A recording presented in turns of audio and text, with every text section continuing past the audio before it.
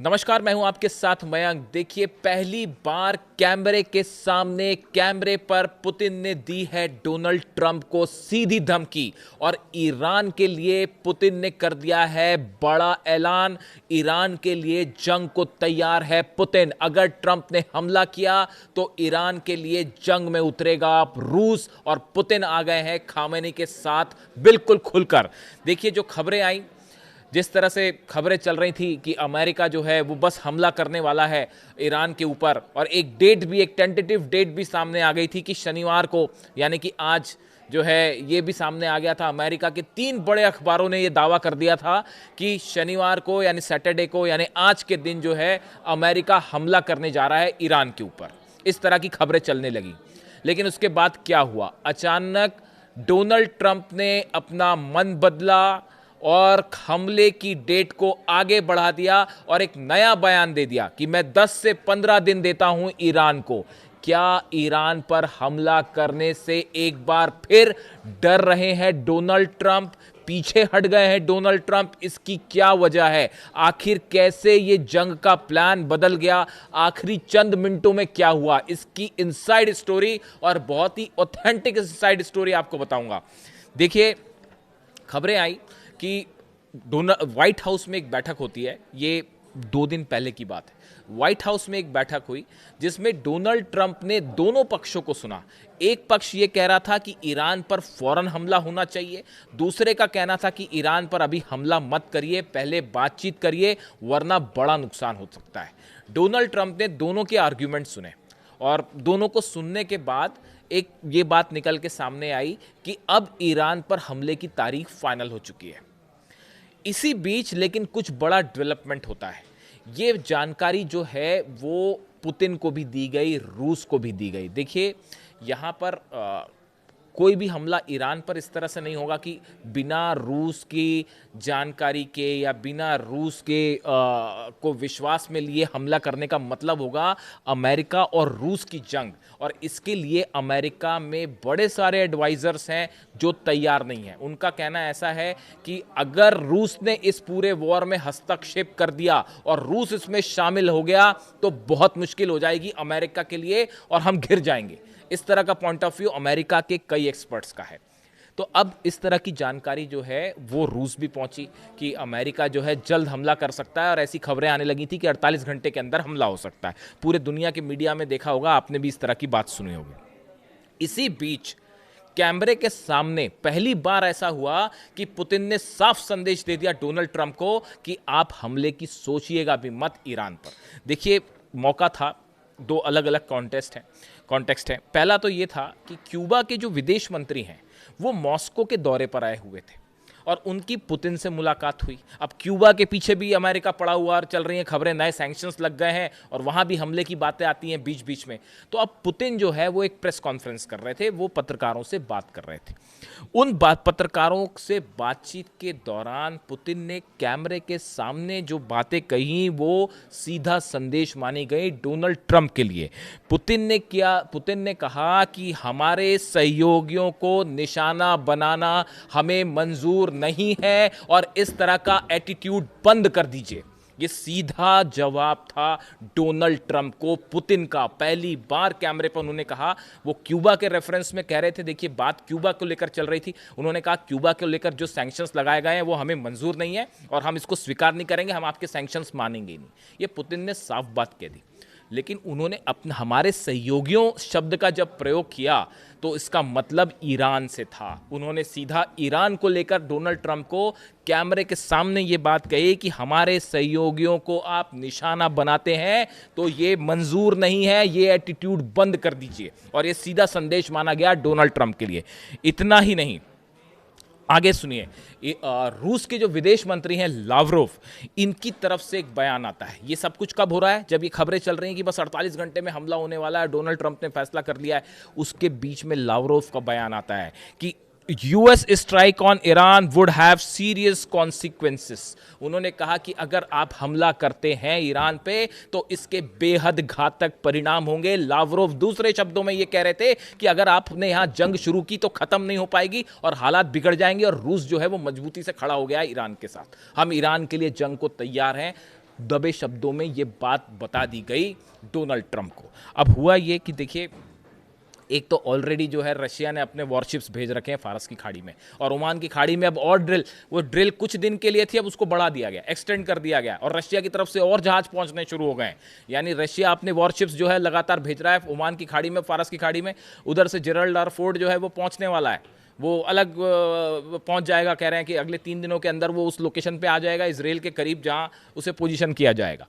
उसके पहले ही रशिया के जो वॉरशिप्स ऑलरेडी मौजूद हैं वो फारस की खाड़ी में जो है मिसाइल्स दागे जा रहे हैं, और शिप्स भेज दिए हैं रूस ने, और ये साफ संकेत दे दिया हमला हुआ तो जंग सीधी आर पार की जंग शुरू।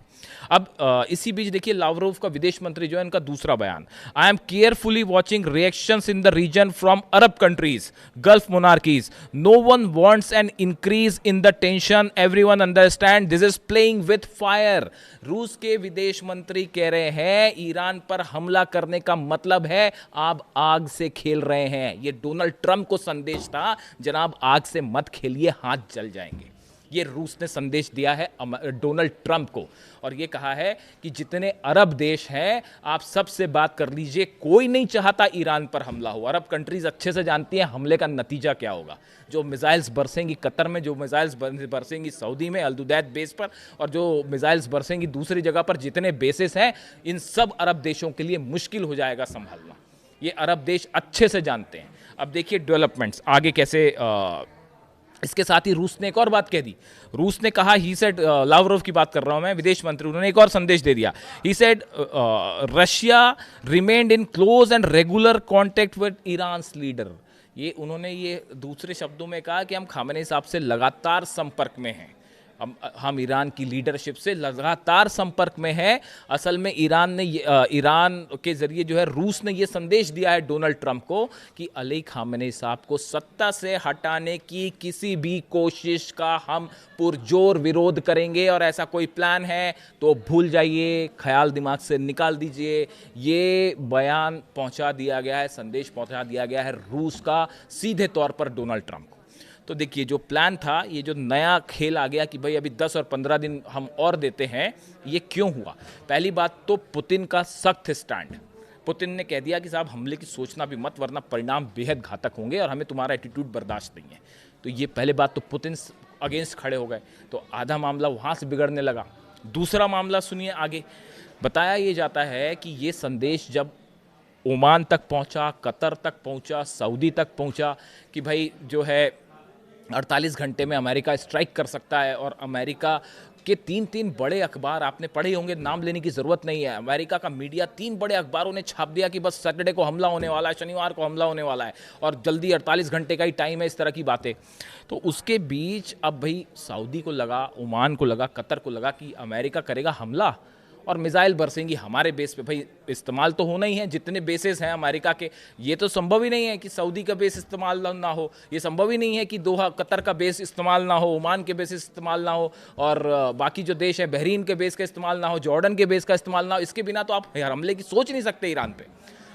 अब ये तीनों कंट्रीज़ को जैसे ये समझ आई बात कि 48 घंटे में हमला हो रहा है, अमेरिका के 3 अखबार छाप रहे हैं, तीनों ने फ़ोन घुमाना शुरू कर दिया डोनाल्ड ट्रंप के एडवाइजर्स को, स्टीव विटकॉफ को और जेरेड कुशनर को, जो उनके दामाद हैं। और उनको ये समझाने की कोशिश की गई कि भैया स्टॉप दिस वॉर, इसको अभी हमला मत करिए, पहले बातचीत को और एक मौका दीजिए, ये सही समय नहीं है। एक तो देखिए रमज़ान चल रहे हैं, ऐसे समय पे ईरान का हमले का मतलब क्या होगा, ये आप अरब कंट्रीज से पूछिए। पूरे ये एक ऐसी गलती हो जाएगी अगर इस रमज़ान के बीच में हमला होता है। वैसे ईरान पर तो आप कभी भी हमला करें बहुत बड़ी गलती होगी ये अमेरिका की, लेकिन अभी जो हालात हैं, रमज़ान के महीने में ईरान पर हमला करने का मतलब होगा ऐसी ऐतिहासिक भूल जिसका परिणाम अमेरिका को आने वाले कई सालों तक भुगतना पड़ सकता है। ऐसे तमाम एक्सपर्ट्स ये राय रखते हैं कि ये इससे बड़ी मिस्टेक कोई नहीं हो सकती अमेरिका की कि इन हालात पर हमला करना। तो अब ओमान, कतर और सऊदी के जो लीडरशिप है, डिप्लोमेटिक चैनल से इन्होंने समझाना शुरू किया अमेरिका में डोनाल्ड ट्रंप के एडवाइजर्स को कि अभी सही वक्त नहीं है, कोशिश करिए ये वॉर टल जाए, वरना बहुत बुरे परिणाम होंगे। ज़बरदस्त कोशिश की गई डिप्लोमेटिक चैनल से, जो मेरे सोर्सेज बता रहे हैं, जो मैंने चीज़ें पढ़ी समझी, बड़ी कोशिश हुई तीनों देशों की तरफ से कि किसी तरह जंग रुक जाए, और अल्टीमेटली ये हुआ कि डोनाल्ड ट्रंप को ये फैसला करना पड़ा कि फिलहाल हमला रोका जाए, और ये जो सैटरडे और 48 घंटे वाली बात चल रही थी वो एक बार फिर टल गई। एक बार फिर ट्रंप को अपना जो है स्टैंड पीछे लेना पड़ गया, खींचना पड़ गया, और ईरान पर हमला करने से एक बार फिर डोनाल्ड ट्रंप पीछे हट गए। यानी आप सोचिए कि दुनिया की सबसे बड़ी ताकत अपने इतने सारे वॉरशिप्स को लेकर, फाइटर जेट्स को लेकर, इतने सारे बेस, सब ईरान को घेर रखा है पूरी तरफ से, और क्या चाहिए। इतना बड़ा एस्केलेशन तो इराक वॉर और अफगानिस्तान वॉर में भी नहीं हुआ था। या तो मुझे ऐसा लगता है कि शायद सेकेंड वर्ल्ड वॉर के बाद मिडिल ईस्ट में इतना बड़ा सैन्य जमावड़ा होगा, वो आई डोंट नो कि उसकी पहले बीच में कभी हुआ हो ऐसा। इराक और अफगानिस्तान वॉर तो छोटी चीज़ रह गई है जितना इन्होंने असला भेज रखा है, और वो 40-50 हज़ार सोल्जर्स हैं वो ईरान के बॉर्डर पे मौजूद हैं। वो पता नहीं क्या प्लान कर रहे हैं, कैसे ईरान पे अंदर जाने की कोशिश करेंगे। अरे जनाब, इतिहास गवाह है, ईरान की लैंड को कोई नहीं जीत पाया। आप इतिहास उठा के देखिए, कभी कितनी बार ईरान पर कब्जे करने की कोशिश हुई। अमेरिका नहीं, मैं हिस्ट्री की बात कर रहा हूँ, कोई ईरान को नहीं हरा पाया। तो अभी भी संभव नहीं है। यानी ये अब देखिए, ये जिस तरह से डेवलपमेंट हुआ, पुतिन ने मना किया, अरब देशों ने कोशिश की, और ईरान अपनी बात पर डटा हुआ। वो तो मिसाइल दाग रहा है, वो तो फारस की खाड़ी और ओमान की खाड़ी में अब नया ड्रिल शुरू हो गया रूस के साथ। और जिस तरह से फारस की खाड़ी में मिसाइल्स दग रही हैं, और हॉर्मूज में जो है ईरान ने ज़बरदस्त शक्ति प्रदर्शन किया। ईरान का स्टैंड साफ है, हम नहीं झुकने वाले किसी भी कीमत पर। ना न्यूक्लियर प्रोग्राम रोकेंगे, ना मिसाइल कार्यक्रम पर बात करेंगे। और ये ईरान ने मन बना लिया है कि अब ये एग्जिस्टेंस की लड़ाई है। अगर जंग होगी तो अब आर पार हो जाएगा, देखा जाएगा क्या होता है। पीछे नहीं हटेंगे, सीज फायर नहीं करेंगे। ईरान का ये एग्रेसिव स्टैंड, नतीजा ये हुआ कि अल्टीमेटली डोनाल्ड ट्रंप को हमले का फैसला वापस देना पड़ गया। अब अगला क्या प्लान होता है, ये 10 और 15 दिन वाली बात, क्या बीच में भी हमला हो सकता है, ऐसी तमाम चीज़ें हैं। इससे जुड़ा जो भी अपडेट होगा मैं आप तक पहुंचाऊंगा। Thank you so much.